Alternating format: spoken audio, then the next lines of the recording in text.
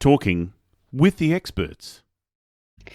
Genie Love in episode 384 discusses harnessing the strengths and gifts of neurodiverse employees who have ADHD or autism. Thank you. I just kind of look at it as it's not, a set way of doing things. It's you tell me about your life and what you're experiencing and what your goals are, and that's really what I'm trying to do. Like to take a long-term goal and break it down into manageable pieces so that you can make progress on that. Because so much of our day to day can just be spent putting out fires, responding to emails or the thing that pops up. And especially if you have trouble focusing or maintaining attention, it can be really challenging to see how I'm getting anywhere. And so I really, really love that. So it's not just about, a set curriculum or whatever. It's like, what do you want? Where do you want to go? And how can we work together to help you get moving on that?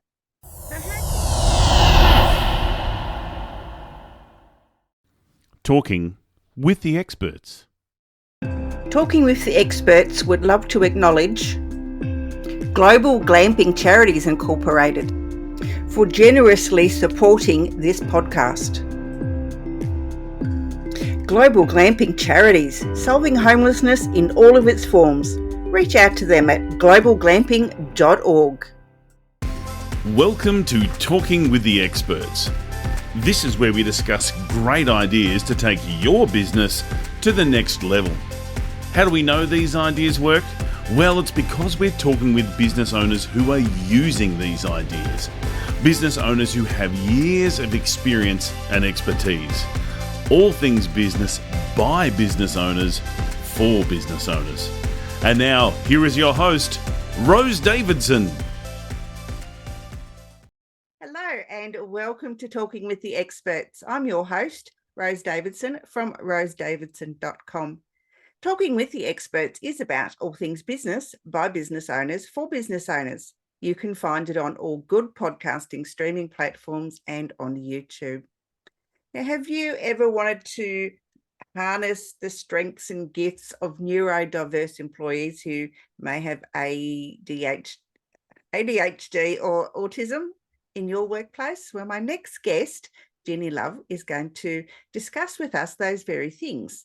Now, Genie has spent over 20 years teaching high school students with ADHD and autism.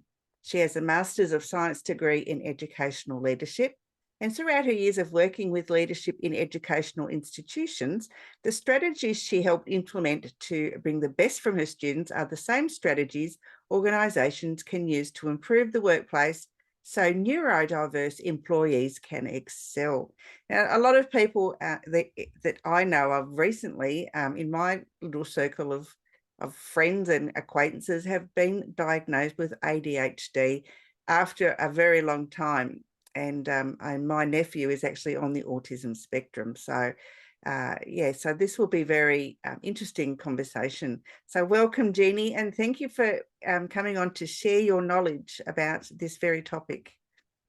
Thank you. Glad to be here. Thanks for having me. So how did you get, I know you're a teacher, but how did you get into this specific group of people? Yes.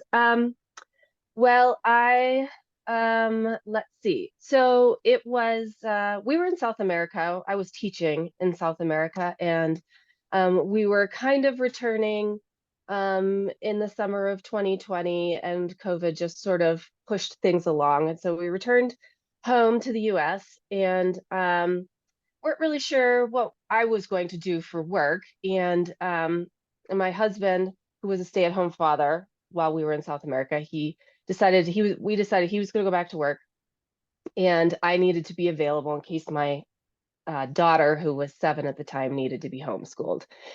And so I was just taking some time off and trying to figure out what I was going to do with sort of the next phase of my career. I didn't think going back to public education was going to be what was best for my family. My daughter, who now has been diagnosed with ADHD, was having a lot of behavior problems. And we knew that I needed to be available physically and emotionally to be a really good parent to her. So I was just sort of hanging around, picking up odd jobs and just researching, doing a lot of research. What am I going to do? What can I take my skills and use? And I found that adults, as you mentioned, are kind of being either officially diagnosed or unofficially diagnosing themselves as having ADHD and autism. And I thought, well, this is actually what I really am good at. This is when I was a special education teacher, those were the students that I most identified with, that I really enjoyed working with. And so I thought, well, maybe I can see if my skills translate. And so I just kind of threw myself on Fiverr as a executive functioning coach, which means that I help people with the skills such as managing your time, prioritizing, making decisions under emotion, um, procrastination, those sorts of things. And it turns out that, yeah, I did get some clients, and I thought, well, this is cool. And I really enjoyed working with the adults. And so here I am, and that's what I do now, and I love it. And so I'm just, yeah, very happy doing it. This is what I'm going to do. This is what I'm going to continue to do. I've decided. I love the name of your business, called Beyond Coaching. So yeah, I think that's people sometimes don't want to be coached. They just want to be gently guided. And coaching the word can have all sorts of connotations, especially with someone who has a mental disorder of some type. So I think guided would be better. So I love what you've Yeah. love the name of your business. Thank you. I just kind of look at it as it's not a set way of doing things. It's you tell me about your life and what you're experiencing and what your goals are. And that's really what I'm trying to do, like to take a long-term goal and break it down into manageable pieces so that you can make progress on that, because so much of our day-to-day can just be spent putting out fires, responding to emails, or the thing that pops up. And especially if you have trouble focusing or maintaining attention, it can be really challenging to see how I'm getting anywhere.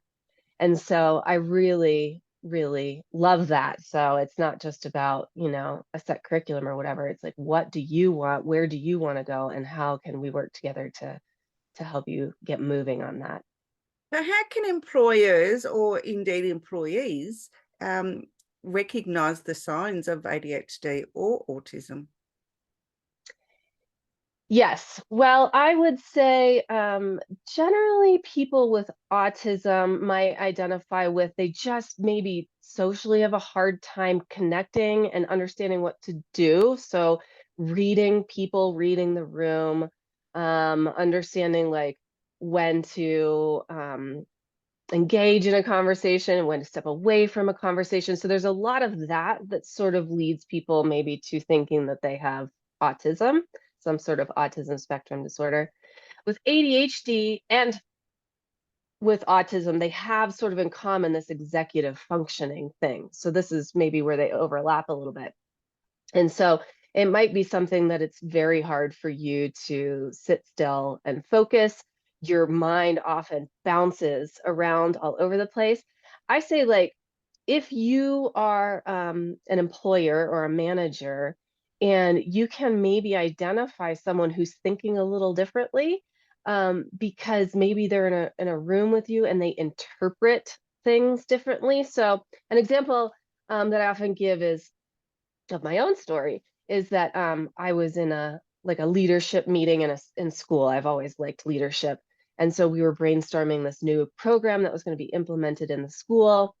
And I just remember that my ideas often bounce around a lot and I can be somewhere else. And so I threw out this idea, and everyone at the table kind of looks at you, and then the conversation just moves on. And you think, oh, geez, what's wrong with me? Like, this idea made sense. And then several sessions down the road, after much more conversation, somebody else throws out that exact same idea. And then finally they're all there and they go, oh yeah, that's it. And so to me, I had that idea. So you can recognize it because you weren't with them. They were somewhere else. Their brain went somewhere else. And it's a really great time as a manager, if you don't connect with what they're saying, to just pause and say, tell me how you got there, because I can tell you that my brain went from here to here to here to here to here, but all I said was the last part. And so the connections, I just assume that you're along for the ride. I forget that my brain bounces all over the place. So that's a really great time for you to kind of see that someone is thinking differently.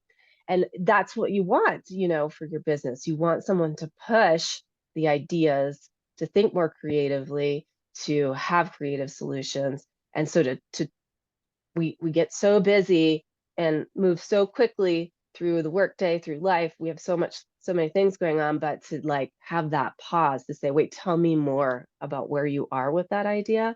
And you can really tap into some things, because a lot of people even either don't know that they have ADHD or autism, or don't want you to know, because there's so many years of hiding it from when they were younger. And Is there a some difference feelings of, between ADHD and being bipolar, or are they similar?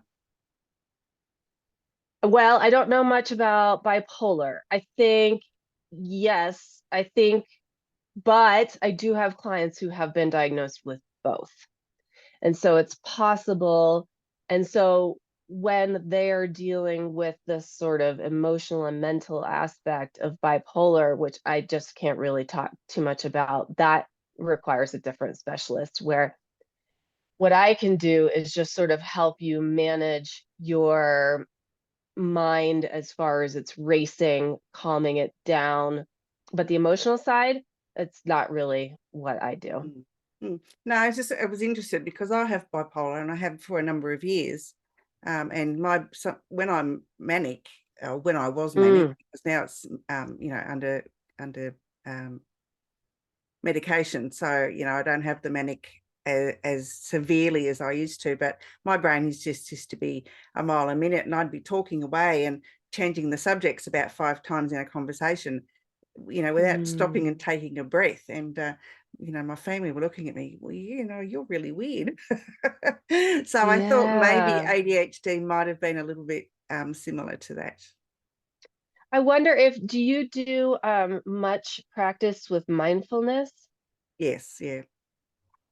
And that's part of what I do as far as calming the brain down, and not necessarily the meditation of like sitting for an extended period of time, but more moments of awareness throughout the day. Because yes, you can get lost in what's coming, you can get lost in what has already happened, or just in sort of a state of like moving without thinking.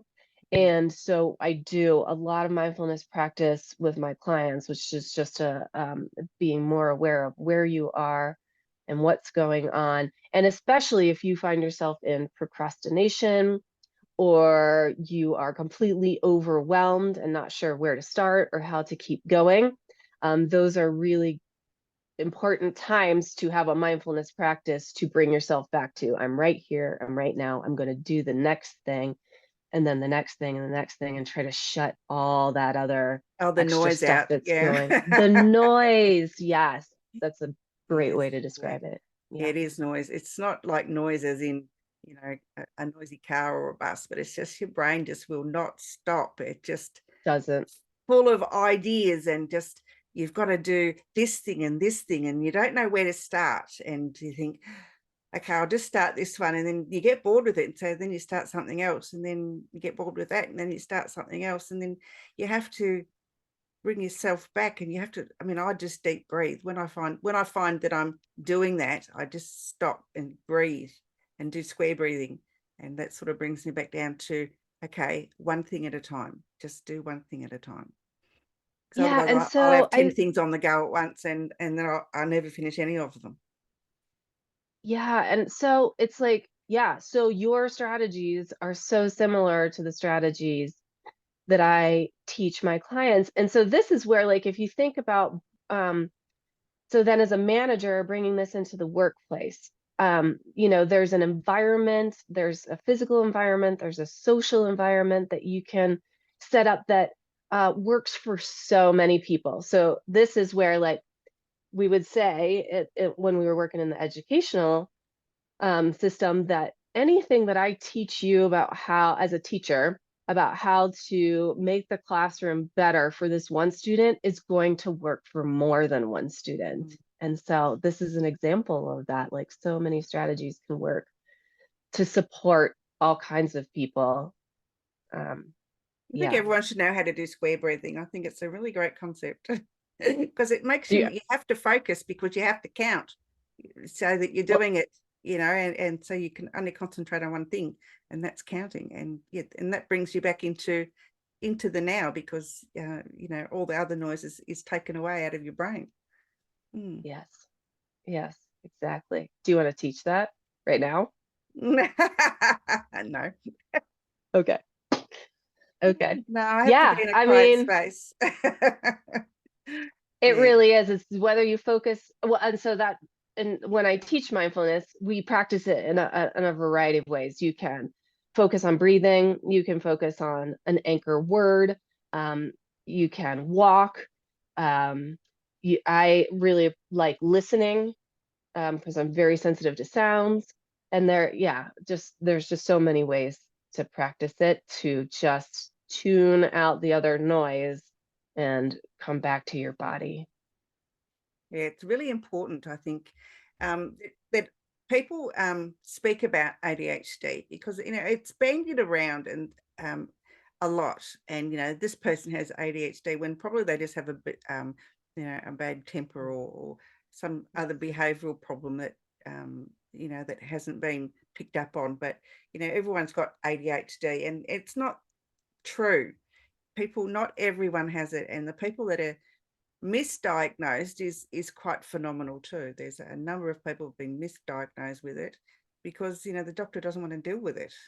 And so they just shove these pills down their throat and you've got ADHD, when in fact they don't have it at all. So they're all drugged up and medicated for nothing. Yeah, and I think we just live in such a distracted society that it's so easy to just, for everybody to lose focus all the time. You know, one strategy that I like to teach that can help anyone is how to take control of your time. You know, we all know that we need to silence all the notifications and things like that, but then also to chunk your time. And so instead of having a to-do list, which can be quite long, as mine always is, because I always have thoughts and the thoughts need to come out of my head and go onto paper so I can let go of them. So the to-do list is always long. I'm going like this because it's right here next to me at all times. But to look at your calendar and see where you can find a chunk of time in your day. So maybe not block every 30 minutes and assign a task to every 30 minutes, because as soon as you fall off of that, which you're going to in a long day, then it can become overwhelming. Now, what do I do? I'm off track. So just look for the windows of, you know, 30 minutes, 45 minutes. Man, if you could even find a window of an hour and a half to really focus and say, during this time, I'm going to complete these activities, or I'm going to focus deeply on some task that really needs my attention. It makes it much more manageable to be focused and work through the things that you need to work through, and then really make sure that regularly, maybe even as much, if you're having a hard time focusing, as much often as every 20 minutes, just get up and walk away and leave the space that you're in and go get a drink of water, or go to the bathroom, or, make a phone call, a short one, or something like that. Get a cup of tea. And really help you focus. Yeah, exactly. A cup of tea, like something I love, something warm. So whatever that is. And those things feel like rewards. You can reward yourself with that. Say, I'm taking a break. I'm going to have a lovely cup of tea. I'm going to go say hello to the person down the hall who I haven't said hi to yet today, Pick or the husband, pet something the like cat that. or the dog. Yeah. If you're at home, I mean, yeah, exactly. All those things. Those can Absolutely. be, But don't and kick the that's a moment husband. of mindfulness. What's Don't that? Don't kick the husband. Just Don't be kick the nice husband. to him. He's there for a But reason. those are like mindfulness moments, to take a little break Absolutely. and say, Yes. okay, clear my head. Yeah, I was having a bit of a joke. That's okay. I'm assuming. You never know. No, you never know. No, I don't advocate kicking husbands or wives. It's not a good place to. Jenny, what other sort of strategies would you advise, business owners to look for, or steps that they can take to help, these people? I shouldn't call them these people, but people that are affected with neurodiversity ailments. I think, and I hear this a lot about just becoming a better manager in general, which is just to really, this is a good moment of mindfulness. Just pause and just like, instead of rushing through your day or your conversation with someone, make sure that you just bring yourself in awareness to a conversation with someone, the whole person. And perhaps you could even say, depending upon a relationship that you have with them, just like ask them, what do you think would make it easier in this environment to do your job? So it could be as simple as, um, I need the opportunity to stand. I also need the opportunity to move. That clears my head and helps me to think. So whether that's just walking up and down the hall, but really just a short walk outside. Sounds, I'm very sensitive to the sounds.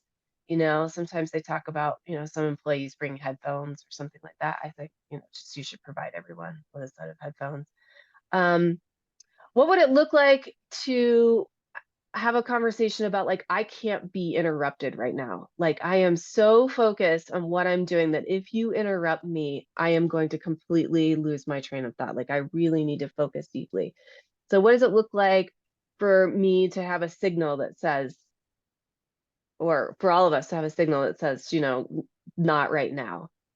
Um, just talk to people, observe them working. What does it look like? What does their space look like? You might know somebody's brain thinks creatively if you look at how their space is or how many tabs they have open. How hard it is for them to find the document that you emailed. I can never find the document that was emailed to me, even though I put it in a really smart place. Oh Just yeah, the safe think place about, is always the safe place, and you can never remember where the safe place was. I have no idea. So I'm just starting to own that. So what would it be like to have conversations with people where we could just sort of like own, yeah, I just can't. I will try very hard to put it in a place, but it's going to take me time to find it. And that is distracting, that slows me down, and it makes me nervous. Which is then, removing my ability to be an amazing thinker. So just think about your people, talk to your people, observe your people, and ask them, what would make this a better place for you to be amazing?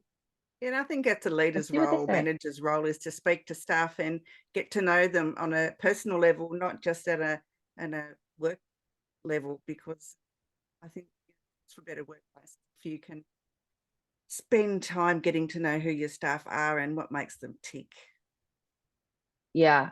And I think, from my experience, people just kind of do a good job and then kind of get moved up the ladder, but maybe without a lot of training. And so I think, yeah, just get to know the people. I think everybody's there to do a good job, so get to know them. And then what can you do to make it so that they can excel? Absolutely. Jenny, where can people find you if they would like to learn more about you or to work with you? So my website is genielove.coach. That's GENIELOVE.coach. And you can also email me if you'd like at genielove.coach. Perfect. And you have a special offer. Yeah. If you look me up on my website, there's a place where you can book a call. I would be happy to talk to you. Whether or not we decide to work together or not, I can offer you strategies as an individual. I can offer you strategies as a manager who has someone in your team that you want to talk about, or just the general environment. I'd be happy to talk to you. So just book a call and let's talk. I'm just into meeting people. Absolutely, Jenny. It's been a pleasure. Have you got any last words of wisdom that you'd like to share with our listeners today?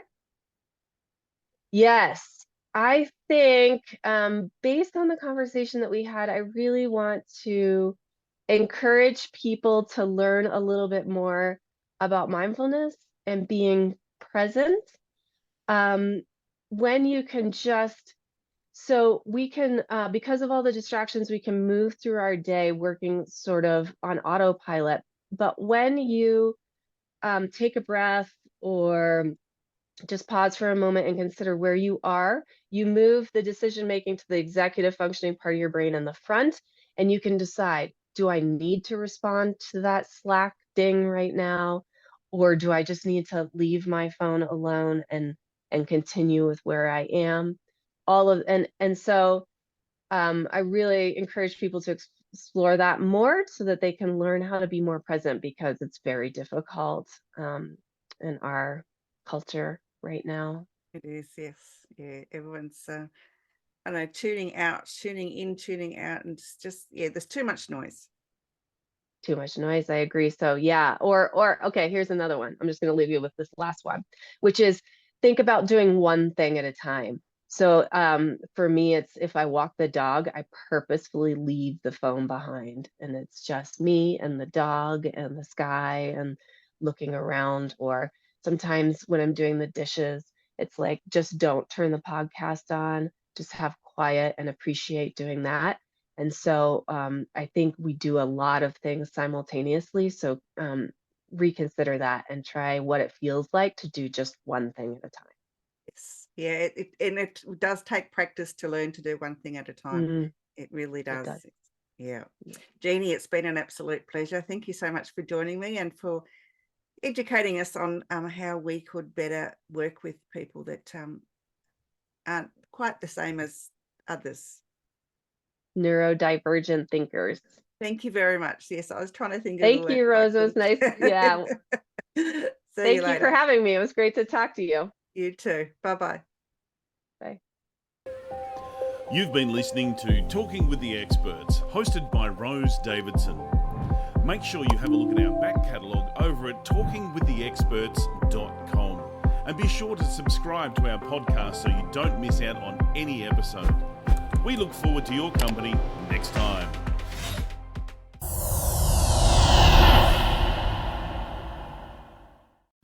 Talking with the Experts.